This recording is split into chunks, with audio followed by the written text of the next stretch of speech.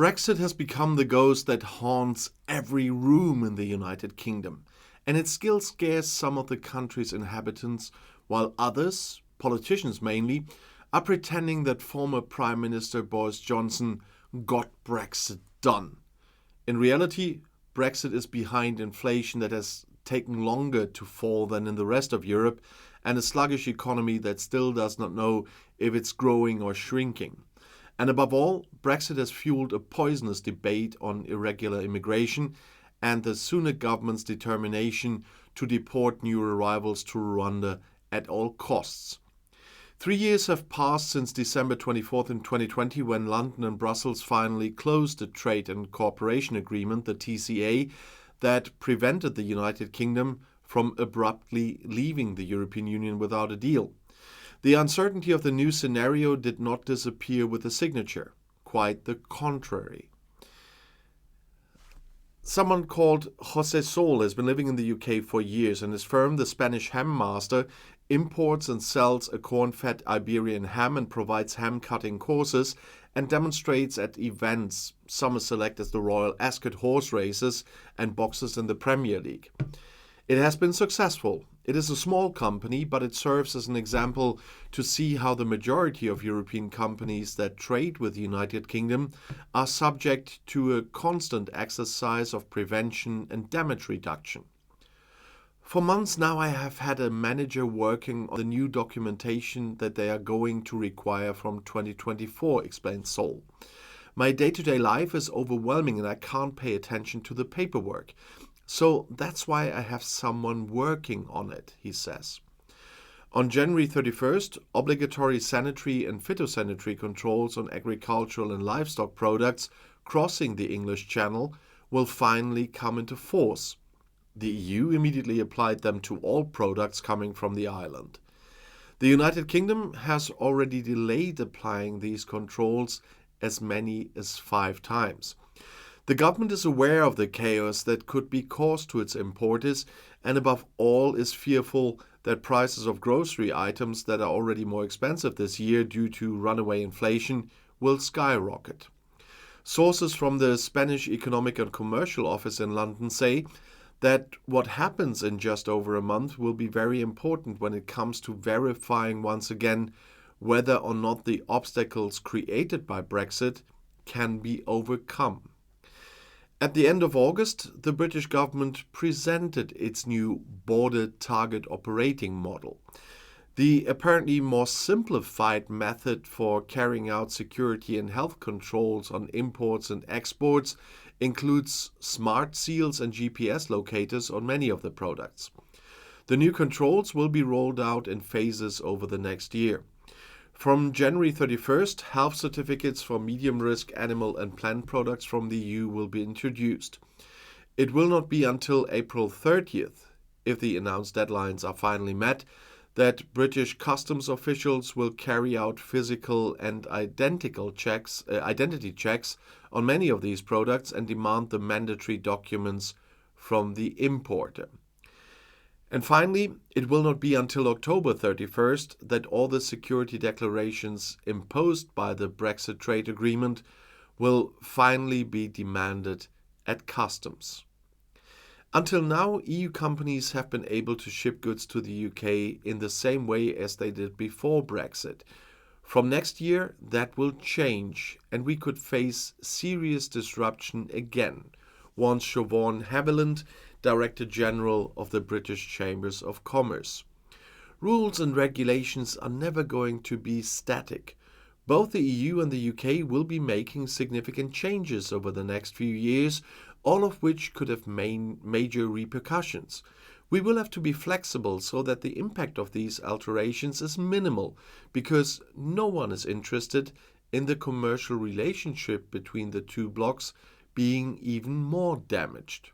That's at least what Haviland says.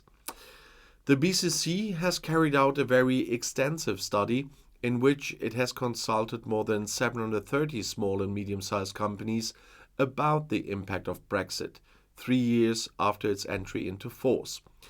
The conclusions are not optimistic. 60% of firms believe that trading with the EU is more complicated and difficult today than a year ago. and 49% disagree with the idea defended by the Conservative government that leaving the European club would help increase sales.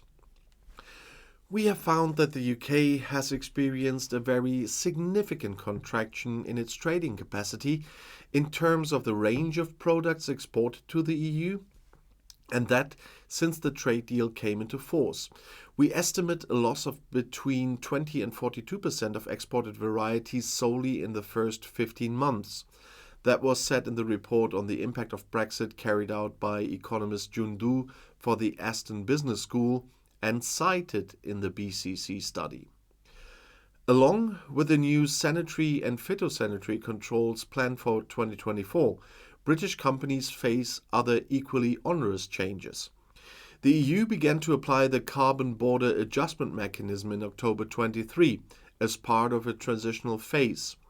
British exporting companies will be required to report the greenhouse gas emissions involved in manufacturing their products, and there will be new taxes starting in January 26. Through its study, the BCC has also discovered that almost 87% of the companies consulted were unaware of the new EU VAT. From January 2025, if you are a chef living in the United Kingdom and teaching EU students, even virtually, you will have to pay VAT in the EU member state where your clients reside. That's what Director of Trade Policies of the BCC, William Bain, explains.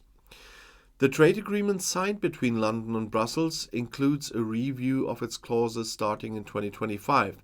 The leader of the Labour opposition, Keir Starmer, has promised a renegotiation with the EU if his party gets into government.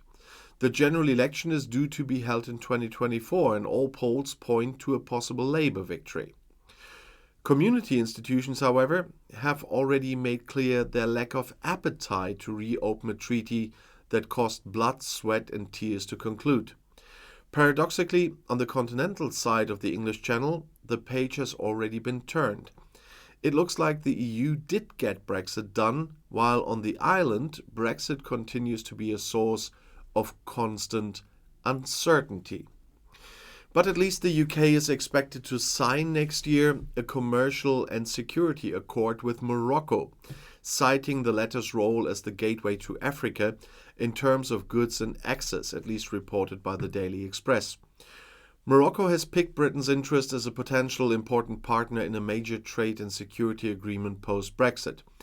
This deal is supposed to have the potential to open up significant prospects for the UK across the whole African continent. Boris Johnson, the former UK Prime Minister, reportedly celebrated the doubling of trade with Morocco since Brexit as proof of the advantages of leaving the EU, although the EU has a lot of deals with Africa. Morocco, on the other hand, sees itself as an ideal trade partner for post-Brexit Britain because it is one of the most stable countries in the region and as a monarchy under the reign of its current King Mohammed VI, according to the same source. Morocco's ambassador to the UK, Hakim Hajoui, underlined the benefits of sourcing produce from Morocco rather than the EU post-Brexit.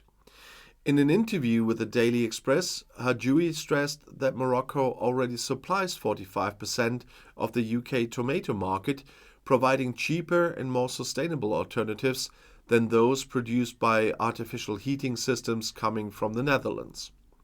He encouraged British people who complain about the price of produce coming from the EU to purchase Moroccan tomatoes and noted the North Africans' potential for bigger opportunities. We can offer much more than fresh tomatoes and raspberries. Take energy, for example. Morocco has massively invested in green energy and has the potential to contribute to the energy security of its strategic partners, underscored Hajoui. He also said that Morocco, home to approximately 700,000 cars annually, is experiencing a growing industry. He believed, in terms of cooperation, the prospects of a deal with the UK are immensely promising, encompassing both business and security sectors. At the cultural level, Morocco is shifting towards the UK, moving away from France, and is also embracing the English language, especially among younger generations, which is crucial for business, according to Hajoui.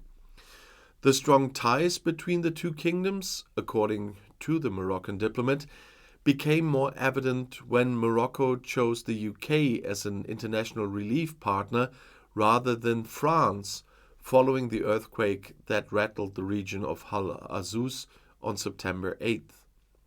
Looking at trade and business possibilities for the UK, there's a considerable chance not only in Morocco but also in tapping into Africa, which is poised to be tomorrow's largest consumer market, said Hadjoui while talking about the significance of a trade deal with the North African country.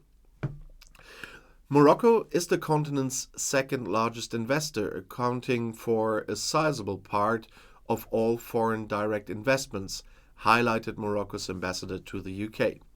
In addition, a pact with Morocco offers not only trade benefits but also fortifies security cooperation. As a key player in North Africa and the Middle East with the Israel-Gaza conflict, Morocco is assisting with food and energy supplies, defense and intelligence. However, the possibility of an agreement may be contingent on the UK joining the United States, Germany, the Netherlands and Spain in supporting Morocco in settling the domestic issue of the disputed Moroccan Sahara territory, highlighted the Daily Express. The ambassador talked about the tremendous support that Morocco has received from the United States and several European countries, as well as Arab and African countries. By opening consulates in the region, these countries have acknowledged Morocco's sovereignty over the Sahara, he said. So how about the UK? That is the question everybody is asking, said Morocco's ambassador to the UK. Since Brexit, the trade with Morocco has increased from 15.3 billion dirhams to 23 billion dirhams, according to the Moroccan-British Association Council. The volume of trade between the UK and Morocco in the first half of 2023 reached £3.4 billion. That's a rise of 661 million over the same period in 2022. In November, Heather Wheeler, OBE, chair of the APPG, urged the UK government to renew agricultural trade ties with Morocco, citing a report highlighting Moroccan fresh produce's year-round stocking in UK supermarkets. Wheeler asserted the importance of continuing these ties as it keeps British families well-fed with affordable, secure produce and helps economic development in Morocco. And if you want to see more, the next video is right here in the end screen. I'll see you there. I'll be back.